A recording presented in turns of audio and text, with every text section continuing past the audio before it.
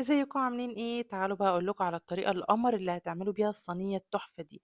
طبعا دي لو رحتوا تجيبوها من اي مطعم هتدفعوا فيها شيء وشويات، هتدفعوا فيها مبلغ وقدره كده في الاسعار الغلا اللي احنا فيها دي. خليني اقول لك عملناها ازاي بطريقه سهله جدا جدا جدا، ومن الحاجات اللي ما بتاخدش وقت نهائي. اول حاجه مع بعض هنجهز الرز بتاع الخلطه، والرز اللي هيبقى تحت الفراخ بتاعتنا والحمام. حطيت معلقه من السمنه وعليهم شويه من الزيت، وقطعت الكبد والقوانص لحتت صغيره كده. وبعد كده نزلت فيهم في الزيت بتاعي، وقعدت اشوحهم كده لحد ما اخدوا لون كلهم. بعد كده عندي بصلايه بشرتها في الكبه او بالمبشره زي ما تحبي، وهتشوحيهم مع بعض لحد ما تدبل وتاخد لون بني خفيف بالشكل ده. خلاص كده شوحناهم وكله تمام. هنجيب الرز بتاعي، انا عندي هنا رز غسلته ونقعته حوالي 10 دقايق، وبعد كده نزلته مع الكبده والقناصه والبصل، وهبدا ان انا اشوح فيهم. واحط التوابل بتاعتي، عباره عن ايه التوابل؟ عباره عن ملح وفلفل اسود وبهارات فراخ وجوز الطيب، رشه من جوز الطيب، وكمان لون زعفران عشان يدينا لون حلو كده. هتلاقوها بودر كده بتتباع عند العطار، قولوا له بودره لون الزعفران. هنحط منها شويه صغيرين خالص. خلاص. كل ده كده على قد الكميه طبعا ان انت هتعمليها، هتحطي التوابل بتاعتك. وبعد كده حطيت كمان جوز الطيب، حطيت رشه بسيطه كده من جوز الطيب، ودي كده التوابل اللي احنا هنستخدمها. هقلب بقى كل ده مع بعضه، كل ده طبعا النار مفتوحة. هقلب بقى كل ده مع بعضه عشان انا عايزة الرز يتشوح كويس جدا، وعايزاه يبقى مفلفل كده معايا، ويبقى كله متشبع بالزيت والسمنة اللي احنا حاطينهم في الاول. خلاص. فهنفضل نشوح فيهم كده حبة حلوين لحد ما كلهم يبقوا مفرفرين معانا بالشكل اللي انتوا هتشوفوه دلوقتي، بالشكل ده. انا هنا كنت نسيت احط 7 بهارات، ما هتحطوا منهم نص معلقه برضو صغيره لو متوفر عندكم، مش متوفر خلاص عادي. خلاص كده الرز بقى مفلفل معايا زي ما انتم شايفين كده، وخد لون جميل. هحط له بقى شويه من الميه، انا مش عايزاه يكون فيه ميه كتير، انا عايزه بس الميه يا دوب ايه باينه منه كده. مجرد ما يتشرب شويه الميه الصغيرين اللي احنا حاطينهم دول، خلاص كده هيبقى الرز جاهز معايا للحشو. خلاص. الرز ده باخد منه شوية عشان هنحشي بيه، والباقي بسيبه على نار هادية لحد ما يستوي. دي كده المية اللي هنسلق فيها الحمام، حطيت فيها بصلاية ولورا وحبهان وفلفل اسود حب وطماطمايه، وسبتهم يغلوا كده على محشي الحمام. عايزه اقول لكم من الحاجات اللي ما بتاخدش وقت نهائي. كده الرز ما شاء الله معايا كان خلاص اتشرب شويه الميه. زي ما قلت لكم بناخد على قد الكميه اللي احنا هنحشيها، بناخدها في طبق. اول حاجه عشان تبرد، وتاني حاجه عشان ما نزفرش باقي الرز، عشان بقى الرز ده احنا هنستخدمه هناكله تاني. بس هسيبه بقى على نار هادية خالص خالص لحد ما يستوي. ممكن كمان نزوده شوية صغيرين من المية عشان يستوي معانا. هنا الفرخة بتاعتي انا كنت مفضياها كده من الجلد، يعني مفتحة كده الجلد من اللحم بالشكل ده هي والحمام، عشان يبقوا سهلين معانا في الحشو.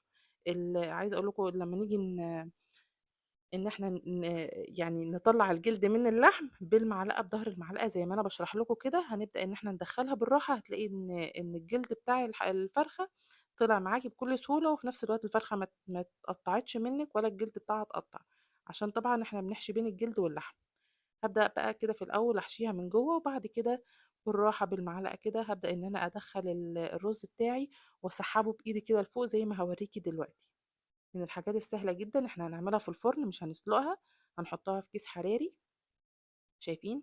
بدخل الرز الاول، وبعد كده ببدأ ان انا ازقه بايدي بالشكل ده كده لحد ما املى الفرخة من كل الاتجاهات، من الزور من الجوانب ومن كل حتة بالشكل ده. ما نملهاش قوي عشان ما تفرقعش معانا. نخلي ايه الرز يكون جواها، يكون يعني وسط كده، لا مليان قوي ولا خفيف. بعد كده بظبط الجناح كده، برجع الحته الصغيره دي لورا كده عشان تبقى الفرخه بتاعتي شكلها حلو بالشكل ده، وتبقى كلها واخده لون حلو. طبعا ما عنديش مكان احط فيه اكتف فيه الفرخه، فبعمل فتحه كده في الورك، وببدا ان انا اكتف الفرخه بتاعتي عشان تبقى شكلها حلو وتبقى ملمومه جوه الكيس الحراري، وتقفل على الرز بتاعي بالشكل اللي انتوا شايفينه ده. انا عملت فتحة في الورك، والورك التاني دخلته في الورك الاولاني بعد ما دخلته في الفتحة. كده متهيألي الفيديو شارح اكتر من كلامي كمان. بدخل بقى الفرخة بتاعتي في الكيس الحراري، وبعد كده ببدأ ان انا اقفل عليها بالشكل ده كده اهو. وهعمل بقى ايه فيها فتحتين كده، وخلاص كده نجيب صينية، اي صينيه عندنا نحطها فيها وندخلها الفرن. بفتح الفرن من تحت ومن فوق. من فوق هادي، ومن تحت بخليه مثلا على درجه حراره من 180 ل 200، بتقعد حوالي من ساعه ونص لساعتين. هتلاقوها كمان لما تستوي هتاخد معاكم لون وتشرب المية اللي هي بتنزلها. هي في الأول بتنزل مية وبعد كده بتتشربها خالص، وتلاقوها بقى اتحمرت من فوق ومن تحت وبقى شكلها جميل، تبقى كده استوت معاكم. خلاص. ببدأ بقى كمان أحشي الحمام بنفس الطريقة اللي حشيت بيها الفراخ، بنفس الشكل كده أهو. حشيته من جوه وبعدين بحشيه من جوه الجلد بالشكل ده، وبكتف برضو الإيد بتاعته لورا وببدأ إن أنا أكتفه. دي كده كانت الرجل بتاعتها كانت مقطوعة كده زي ما انتوا شايفين. هسيبها على جنب، مش هينفع ان احنا نكتفها. نبدأ نحشي باقي الحمام. عايزة اقول لكم ان الحمام ده انا جايباه من هنا من السعودية، واخد معايا وقت طويل جدا في التسوية. يعني انا لو بسوي ديك رومي كان استوى عن الحمام ده. مش عارفة ليه اخد وقت طويل كده. الحمام اللي بنجيبه من مصر لا، ما بيستوي بسرعة، ما بيبقاش زي ده خالص، وكمان حجمه صغير. بس هو بقى المتاح، فانا مضطرة بصراحة ان انا كنا عايزين ناكل حمام، فاضطريت ان انا اجيب الحمام اللي هو بتاع هنا ده. فزي ما انتوا شايفين كده رفيع، واخد وقت كتير في التسوية. بكتفه كده بالشكل ده اهو، في الفتحة اللي بتبقى تحت دي عند الزلموك كده من تحت. ببدأ ان انا اكتفه بالشكل ده. كده بقى جاهز معايا الحمام. بكمل بقى بقية الحمام كله بنفس الطريقة. شايفين كده؟ ده كده الشكل النهائي بتاعها اهو، انا بوريه لكم. واضحة انا كتفتها ازاي وعملتها ازاي. بكمل بقى باقي الحمامة، بمسكها من فوق كده من عند الزور، وببدأ ان انا يعني ازودها من فوق لو هي مثلا عايزة زيادة شوية. ونخلي بالنا زي ما قلت لكم ما نملهوش قوي عشان ما يفرقعش مننا في المية. خلاص هي كده الملو بتاعها بقى كده تمام. هاجي بقى عند المية بتاعتي اللي انا كنت سايباها تغلي. زي ما قلت لكم فيها لورا وحبهان وبصل وفلفل اسود. وهبدأ بقى ان انا انزل الحمام بتاعي على الظهر مش على البطن. دايما ننيمه على ظهره كده لحد ما يدخل في السوا، بعد كده عادي نبقى نقلبه مفيش مشكلة.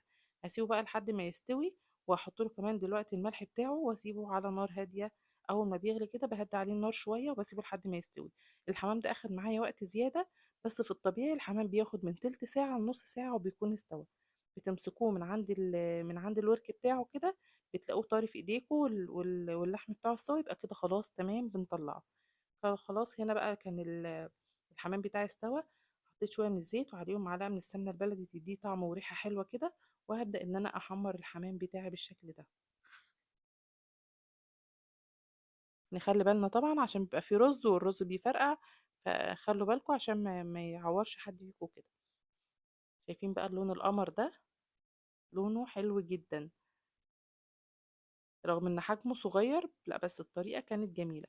ده بقى كان الرز اللي اتبقى معايا، انا ما كنتش مكتره الرز. ودي كده الفراخ بتاعتي خلاص طلعت من الفرن، شايفين اخدت لون. هي لما بتاخد لون من فوق بقوم قلبه الفرخه بالكيس بتاعها زي ما هي كده، بقلبها وطبعا ببقى فاتحه الشوايه، فبتاخد لون كمان من فوق بالشكل اللي انتوا شايفينه ده بقى كده. الظهر زي الوش كلهم واخدين نفس اللون. ببدأ ان انا افتح الكيس كده بالمقص، وبالراحه خالص نسلكه عشان ما يشيلش الجلد معايا. زي ما انا بعمل كده تعمله. بسلكه واحده واحده كده الكيس، عشان هو طبعا لازق عليها بما اني قلبتها على وشها عشان تاخد لون بالشكل ده. بيطلع معانا بكل سهولة بس بالراحة. نسلكه بالراحة ونقلبه بالطريقة اللي انا قلبتها بيها دي عشان طبعا بتبقى مستوية. شايفين ما شاء الله اللهم بارك، زي الفل مستوية طبعا زي ما انتوا شايفين كده. واخدة لون حلو جدا من فوق زي تحت. بصراحة كانت ممتازة. تشرفك فعلا في اي عزومه. لو عندك عزومه، لو تجهزيها الاول يوم رمضان. من الاكلات السهله والسريعه. وكان عندي شويه من الملوخيه في التلاجة في الفريزر كنت مفرزاها. طلعتها عملتها جنبها وكانت حلوه جدا. الرز مفلفل وجميل، الفراخ بتاعتنا مستويه زي ما انتوا شايفين كده، دايبه. والحمام بتاعنا اخيرا استوى. اتمنى تكونوا استفدتوا من الفيديو. باي باي.